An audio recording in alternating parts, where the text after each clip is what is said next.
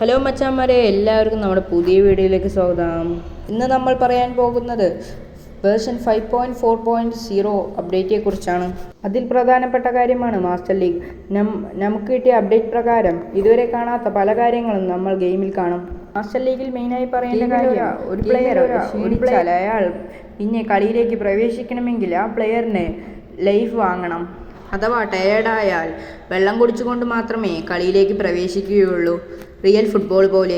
അഥവാ ഇഞ്ചുറി പറ്റിയാൽ അതിൽ നിന്ന് റിക്കവറി ചെയ്യാനും സമയമെടുക്കും. പുതിയ അപ്ഡേറ്റിൽ കുറേ പ്ലെയേഴ്സിൻ്റെ ഫേസ് മാറുന്നുണ്ട്. മാസ്റ്റർ ലീഗിൽ 8th ആനിവേഴ്സറിയിൽ നടന്നതുപോലെ ബാറ്റിസ്റ്റൂട്ടയുടെ പകരം മൈക്കിൾ ഓവനെ മതിയെന്ന് പറഞ്ഞ് നല്ല ഫോമുള്ള ബാറ്റിസ്റ്റൂട്ടയെ ഒഴിവാക്കി. അതുപോലെ തന്നെ ജെറാർഡ് മതിയെന്ന് പറഞ്ഞ് ഈ വർഷവും റൊണാൾഡോനെ ഒഴിവാക്കരുത്. എന്തായിരുന്നാലും ഒരു വെർത്ത് പാക്ക് തന്നെയാണ്. ഒരു എപ്പിക്കെങ്കിലും കിട്ടും. മാക്സിമം യൂട്ടിലൈസ് ചെയ്യുക. എന്തായിരുന്നാലും കുറച്ച് ഫ്രീ ട്രൈകളും 1-2 സെലക്ഷൻ കോൺട്രാക്റ്റും കിട്ടുന്നതായിരിക്കും.